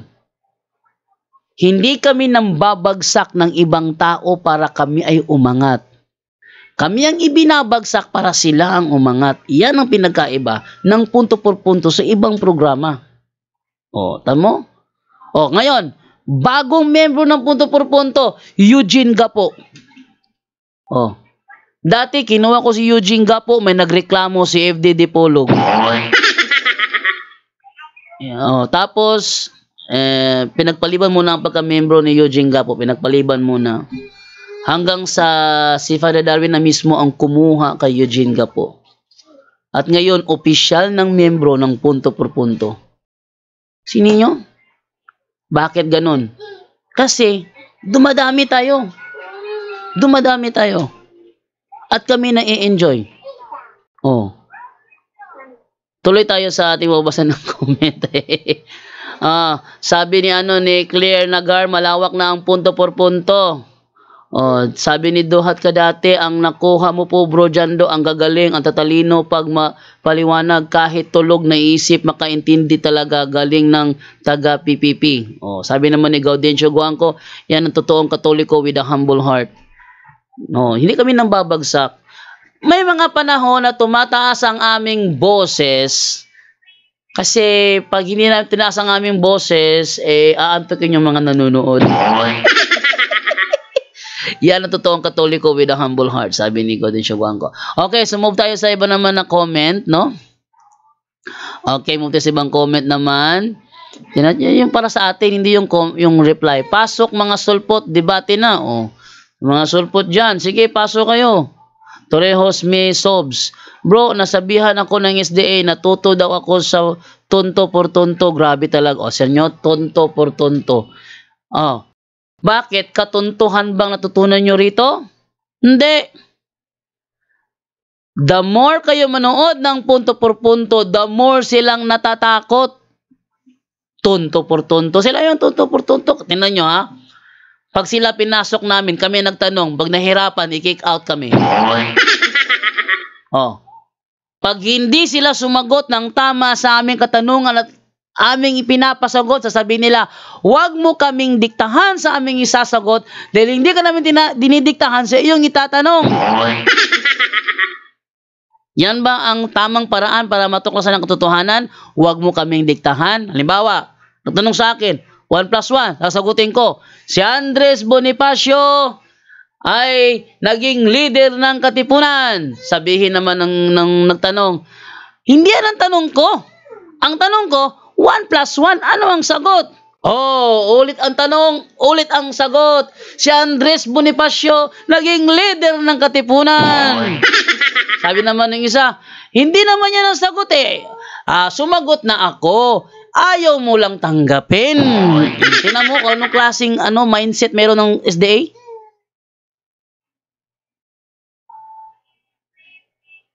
Tanong yung 1 plus 1? Sabihin, iba. Tapos sabi, hindi ka naman sumasagot sa tanong kaya ko inuulit-ulit kasi hindi ka sumasagot sa tanong. Sabi naman, sumasagot ako sa tanong, ayaw mo lang tanggapin. Sabi mo, tanong mo, 1 plus 1, eto ang sagot ko. Si Andres Bonifacio, leader ng Katipunan. Kung ayaw mo ang sagot ko, hindi ko na problema yon. Ganyan ang SDA. Oh. Paninira ba yan? Totoo naman talaga yan. Tinanong ko si Dan Maasen, saan mo nabasa na ang 10 sungay ay ang 10 daliri? Ang bilis lang naman sabihin nyo ni. Saang referensya mo binasa? Sabi, wala kami pinagbabatayan na referensya. Ba? Wala daw. Isa niya nabasa yun. Wala naman sa Bible yun. O sige, Bible scholar. Sabi niya, wala kami pinagbabatayan na Bible scholar. Naku, lagot na. Isa niya binatay yon. Sinabi niya yon na ang 10 sungay, ang 10 daliri. Sige, Bible footnote. Wala kami pinagbabatayan na Bible footnote. Saan kayo nakabatay? Sa Biblia lang. O, Biblia. Sige, Biblia. Saang talata? Eto na, saang talata na. Sa Biblia na ang 10 daliri, ang 10 sungay. Anong ginawa ng masin? Nagkwento. Kinik out ako kasi tinahanap ko yung talata para babasahin ko. Alam ko namang wala eh. Pero kasi pinipilit na kami nakabatay lang sa Biblia. Di Biblia yung hinahanap ko. Ngayon di na nahihirapan na kinik out ako. Sabi niya, Alvin Sanchez, i-kick out mo nga yan kasi hindi ako makasagot ng tama eh. Kasi sinasabayan ako eh. O yun, kinik out na ako. Nang ako i-kick out. Sumagot na ba ng tama? Wala pa rin. Wala na nga ako kasi kinik out ako. Pinakinggan ko yung replay. Hindi pa rin sinagot eh. Oh, ganyan ba sa punto por punto? Hindi ganyan. Sa punto por punto, natututo ang mga tao. Natututo. Sa kanilang programa, sila yung tonto por tonto. Kasi, pag tinanong mo, 1 plus 1, sasagot araling panlipunan. Pag nagreklamo ka, sasabihin nila, wag mo kaming, etong linyang ito ha, eto ang linya ng isang taong sirado ang isip. Wag mo kaming diktahan kung ano ang aming isasagot kasi hindi ka namin dinidiktahan kung ano ang iyong itatanong. Doon pa lang. Kita mo na yung kabuluktutan. Tapos pag ni-replay mo, sabihin, hindi nakapag-move on. Oh, kita ninyo? Yan ha? Gusto ko pakita sa inyo yan. Gusto ko pakita sa inyo yan. Nagganyan talaga. Ganyan sila. Papakita ko sa inyo yan. Bakit? Dahil kami ang pinagbibintangan. Eto, marami na kaming beses pinagbintangan na kami daw ay persecutor. Kami ba ang persecutor? Tingnan nyo.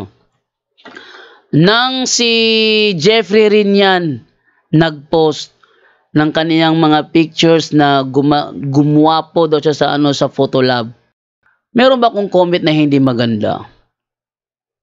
Wala eh. Tinignan ko na lang eh. Hindi na lang ako nag-comment. No? Kaysa mag-comment ka na hindi naman maganda. Si Sonix Ochia. Oh. Nag-post siya ng kanyang Photolab picture. Nag-comment ba ako ng hindi maganda? Hindi. Nang ako'y nag-post ng Photolab pictures ko, nag-comment si Al Amores, ang sama. Oh. Diyan yung makikita kung sino ang persecutor. Oh, sino ang persecutor? Tapos kami pinagbibintangan. Sabi ni Duat kadati, pagdating sa debate, nga mga sulpot, grabe, kaya busog kami sa katuruan ng PPP. Yan o. Yan ha, yan ang pinagkaiba ng punto por punto sa ibang programa.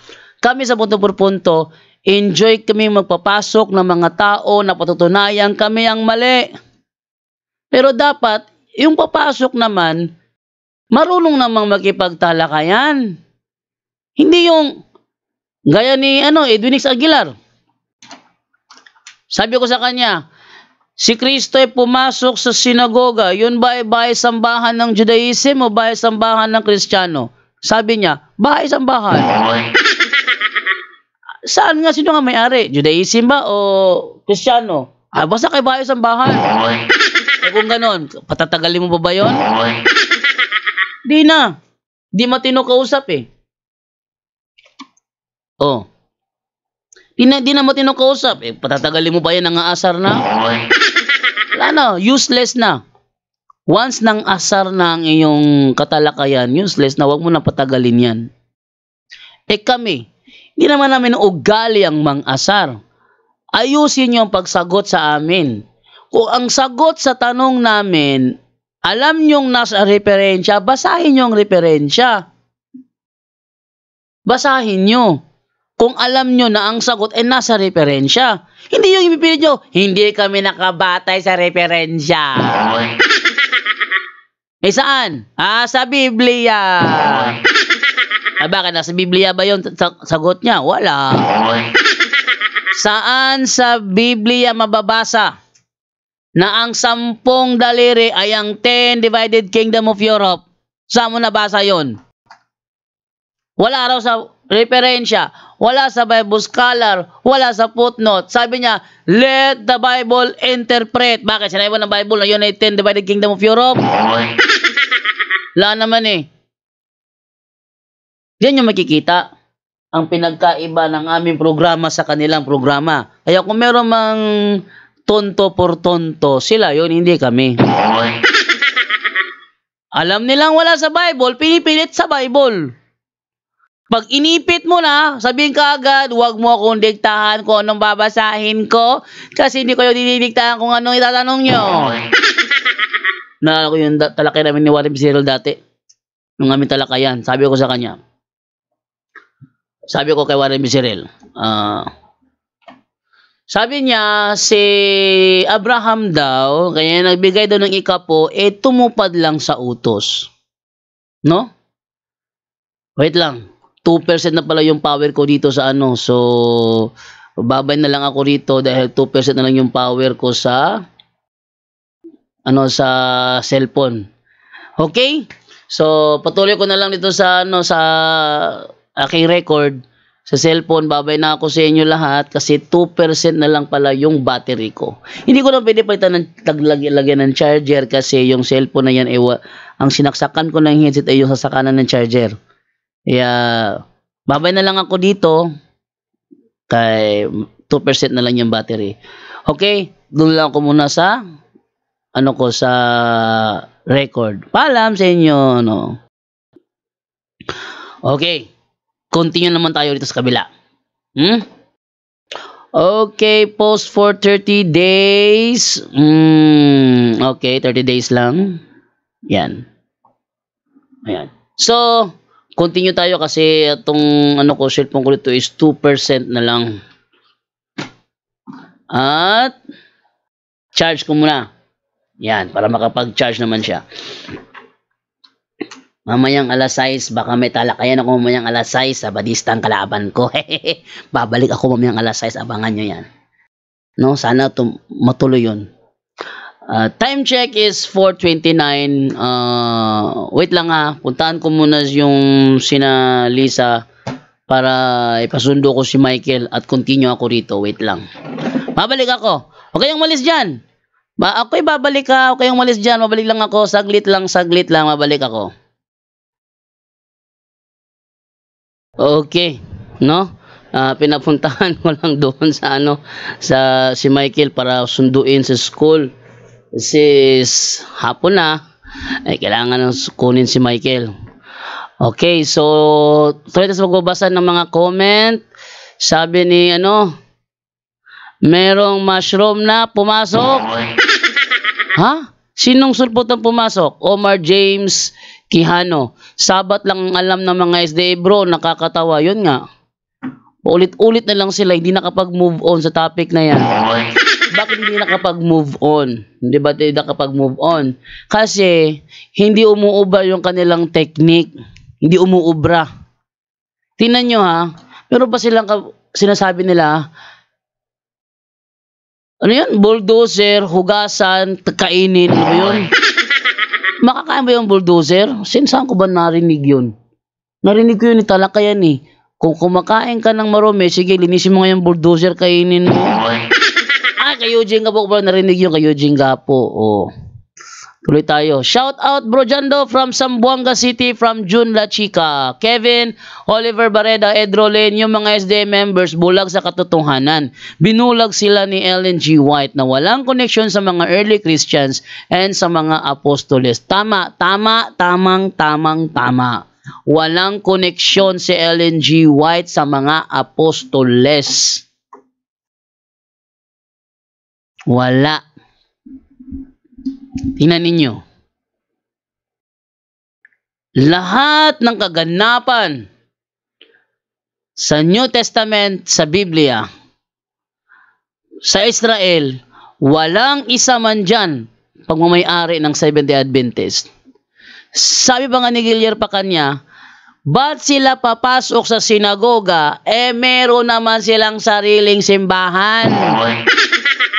So wala talaga silang koneksyon. Wala talagang koneksyon. Sabi ni Mike Castro Soriano, hello bebe, how are you? I'm pretty naman ni Divine. Oh, akala ako yung bebe.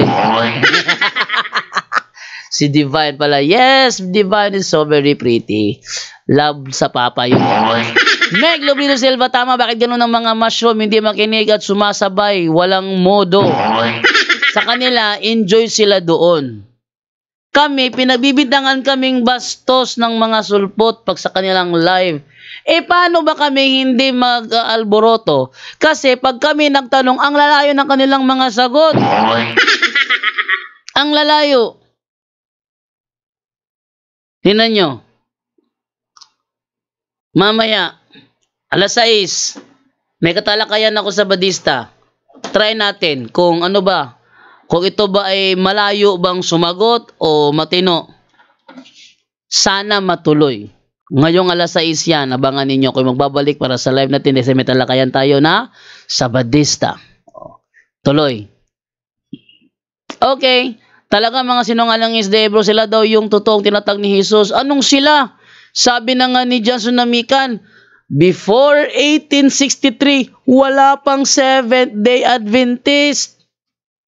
May mga Adventist, pero hindi yon Seventh-day Adventist. Sabi ni John Sunamikan. Ano sasabihin nila? Sila tinatag ng Panginoong Jesucristo. Bakit? Yung Upper Room in Jerusalem ba, SDA ang may-ari nun? Sige, maglabas yun ng ebidensya na ang Upper Room in Jerusalem, huwag mong may-ari ng SDA. Kasi doon sila doon nangyari yung yung pagbubuhos ng Holy Spirit. Sa Day of Pentecost, doon sa Upper Room in Jerusalem. Kaya nga sa history, the history of the Roman Catholic Church began in an Upper Room in Jerusalem almost 2,000 years ago. Puntaan nyo yung Upper Room sa Jerusalem. Sino may-ari nun? Roman Catholic Church. Oh, kung sila pa tinatag, dapat na sila may-ari ng Upper Room? Hindi. Sumulpot lang sila noong May 21, 1863 ni Ellen G. White na dating follower ng Baptist na si Miller. Tama. Oh. Mas nauna pa nga sa kanilang Seventh-day Baptist. Mas nauna pa sa kanila ang Seventh-day Baptist. Nang marinig ang title Seventh-day Baptist, gawa tayo ng atin Seventh-day Adventist. Ganun sila. Hindi ba? Oh. Tuloy. Kalesa David, mayang hapon bro Jando, may sulti pa mga SDA, batok sa Katoliko. Bro, na may libro daw ta mga Katoliko nga namatay si Kristo 30 years old daw. Tinood ka na daw na may libro ta mga Katoliko namatay si Kristo 30 years old.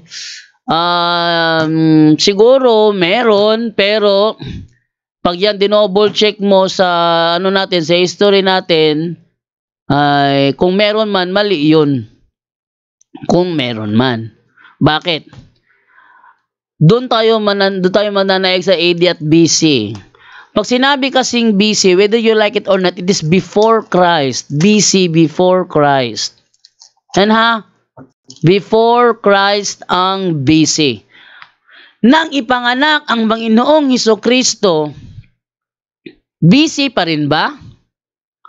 Nang dumating siya sa edad na 1, BC pa rin ba? Nang dumating siya sa edad na 2, BC pa rin ba? Asan ang logic doon? Kung meron man. Asan ang logic doon? Sige. Asan ang logic doon? Andyan na nga Kristo, sabihin pa, before Christ, andyan na nga eh. Kaharap na nga ni na Mama Mary si Jesus Christ, sabihin nila, before Christ. Kaharap na nga nung 3 mago, sabihin pa rin, before Christ. Nagpalista na nga doon sa sa census ni Cesar, before Christ. Ano ba naman yan? Asan ang logic dyan? Ano bang logic? Science of correct thinking. At ang correct thinking, kung nandyan na ang Kristo, wag mong sabihin before Christ pa rin. Halimbawa, inutusan ko si Peter Pindon, bumili ka ng suka. Tapos nakabalik na si Peter Pindon. Tinanong ko, nasaan si Peter Pindon? Wala pa. Nasa bahay na, nanonood ng TV. Hintayin ko pa rin. Dahil wala pa raw eh. Before Pindon. Andiyan na ba si Peter Pindon? Wala pa! Andun na nga sala, isang oras sa sala nakaupo, nanonood ng TV. O sabihin pa rin, wala pa. Anong tawag mo dun? Logic ba yun? O, yan ha.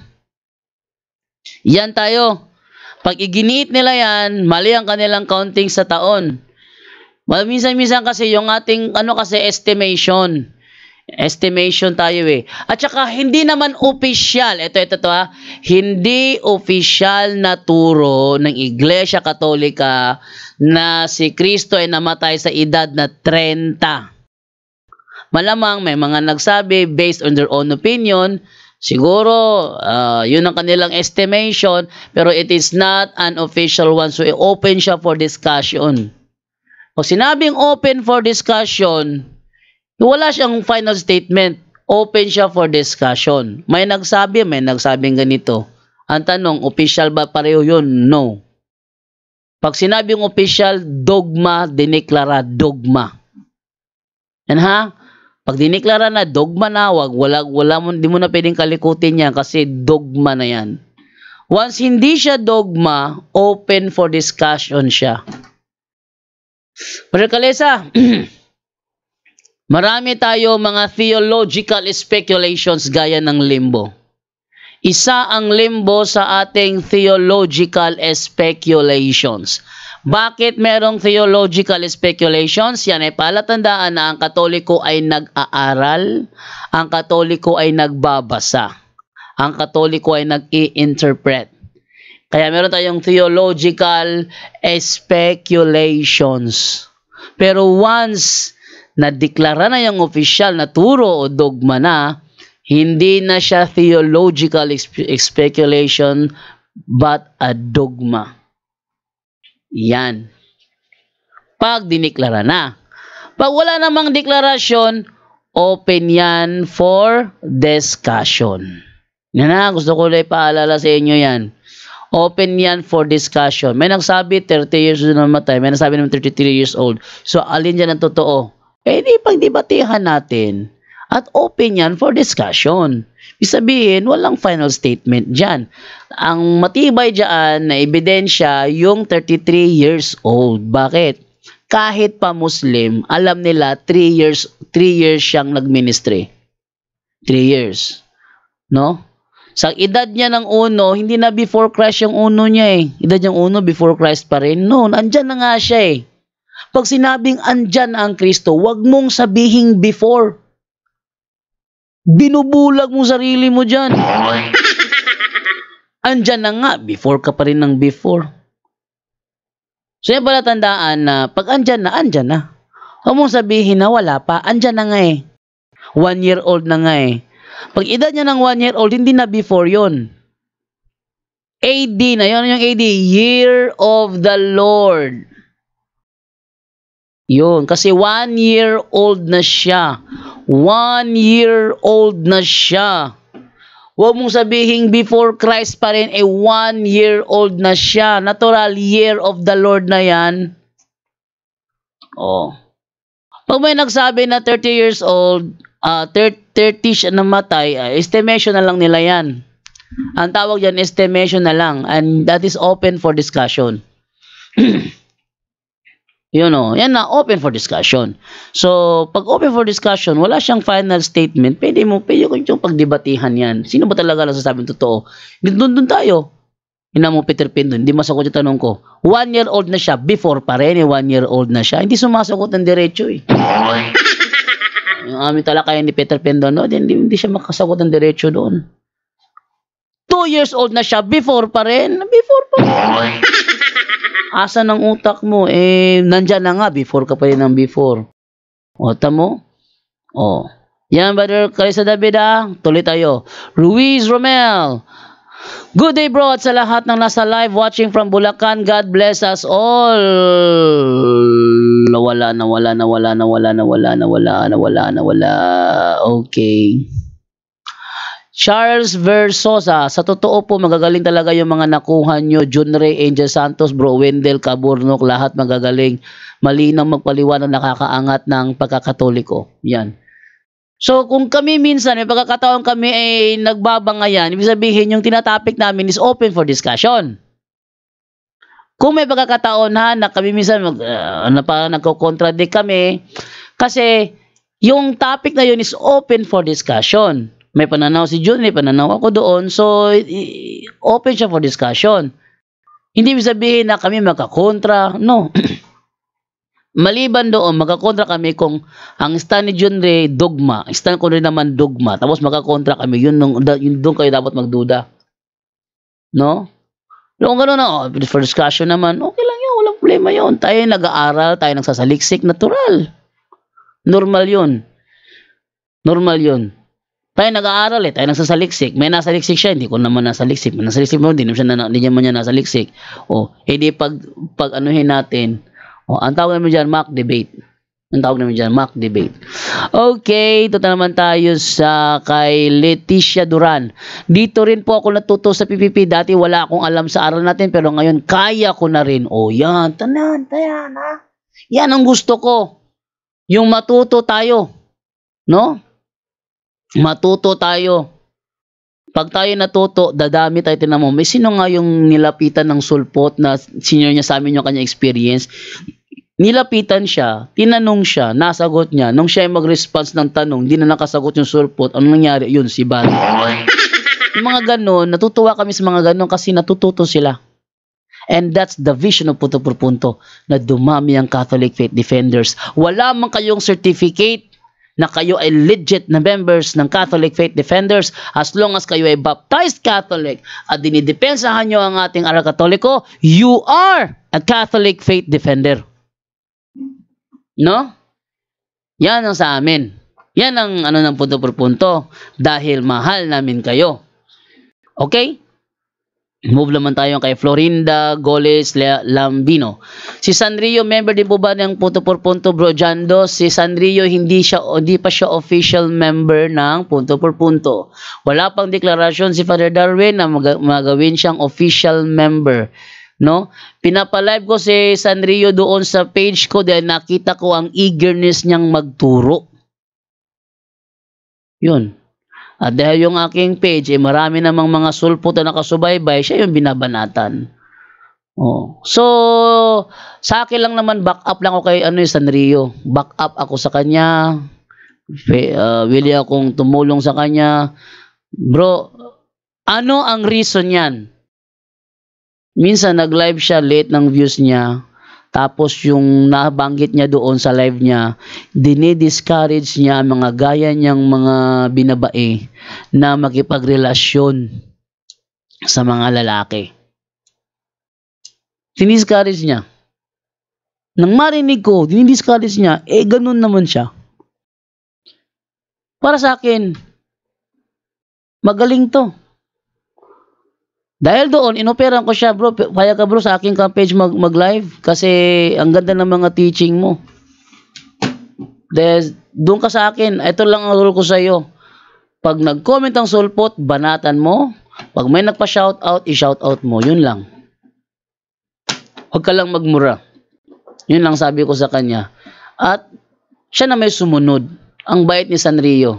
At alam ko, dahil kinuha ko Sanrio, magaling yan. Tingnan nyo, walang sulpot makakatalo doon. O, diyan nyo, pinipersonal siya ng mga sulpot. Pero nga isa, mambabarang yata yun. Galit na gadya kay Sanrio. Hoy, Sanrio! Ginaganon siya. Baka gusto mo, gamitin ko ito sa'yo.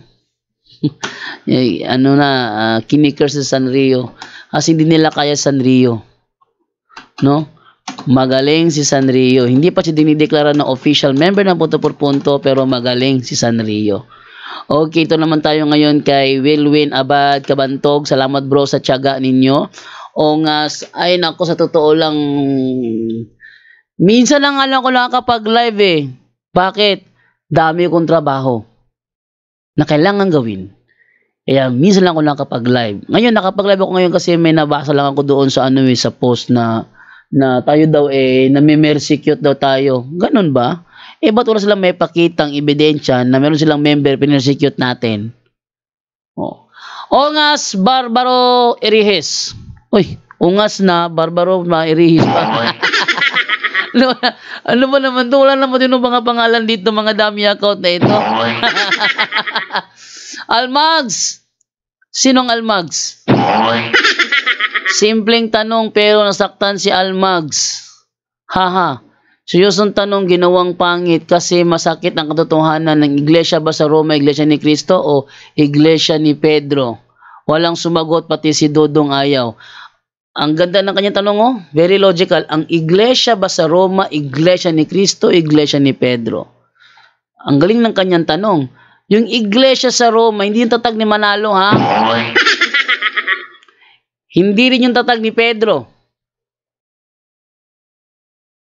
Ang iglesia na nasa Roma, si Cristo ang founder nun. Kaya walang INC members doon.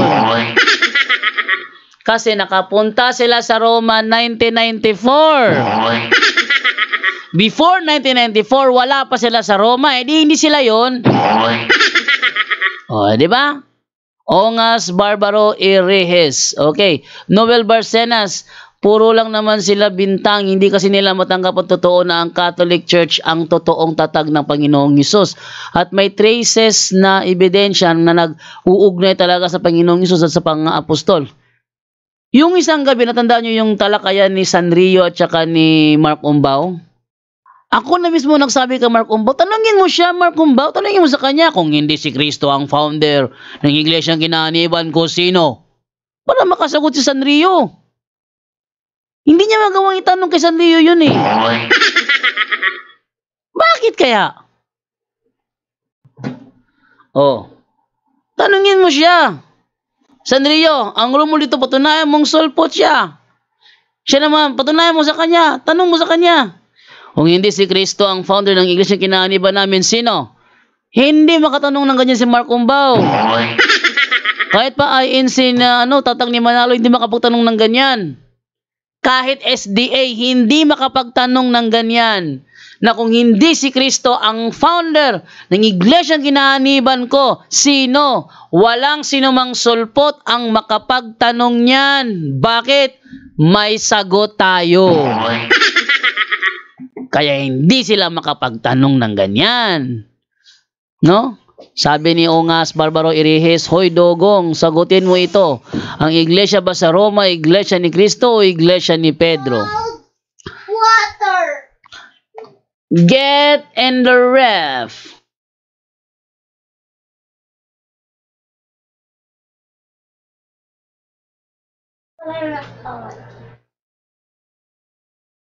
And then, sabi niya, unang-una ha, si Apostol Pedro wala siyang iglesyang itinatag.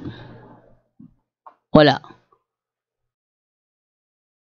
Wala siya. Ang ginawa lang ni Apostol Pedro, pinalaganap ang iglesia doon sa Roma.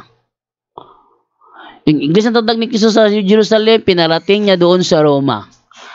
Hindi niya yun sariling iglesia. Kay Cristo yun na iglesia.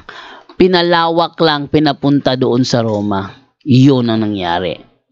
Okay, Kevin Oliver Barreda Edrolin, Bible alone lang sila kasi malalaman sa history na talagang sulpot lang sila. Walang connection sa mga early Christians at sa mga apostoles. Talagang walang connection, kaya nga nag-iingat eh. No? Okay, Victor Pusod, God bless Barjando, maayong hapon from Davao City. Kevin Oliver Barreda Edrolin, puro self-interpretation ng mga sulpot. Bridge Lastica Kalod, malaking makakaiba talaga bro JD, God bless PPP. Kevin Oliver Barreda, puro self-interpretation ng sulpot, kaya nga madami na ang mga sulpot, iba ang turo nila. Yun, no? So, maganda itong mga nila dito. Mayong hapon bro JD, watching from States of Leyte. Ano man na si Divine? Oh, ano man. Cellphone. Dala, kanila sa kapapa, oh. Oh, nakapag-charge na siya. Kanila sa langging, oh. Langging. Kanila sa, may 18% pa. Oh, kanila sa. Kanila sa.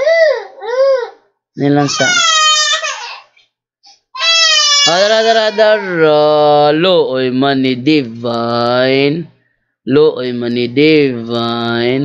Mamayang alas 6, abangan ninyo, may katalakayan ako, ha? SDA, si Pablo Diasis Jr. ba yun? Ara, langgeng! Divine, ara.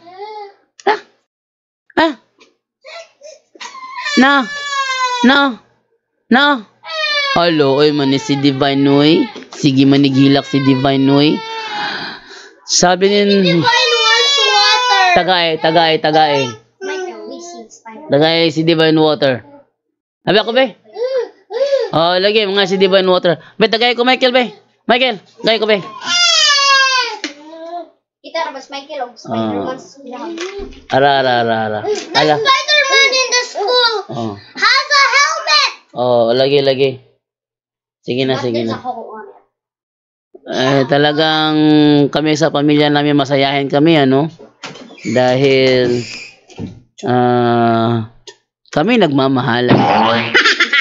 Kaya kami rito masayahin, minsan maingay, pero masaya naman. Okay, tayo tuloy sa di babasa. Sabi ni Noel Barcenas, sabi ni Sanrio, hindi daw siya member ng punto por punto, pero pinalalabas daw ang mga video niya sa Straight to the Point at sa Jando Alabado page. O yun, tama. So siya ay pinalalabas dahil magaling siya. Doon na tayo sa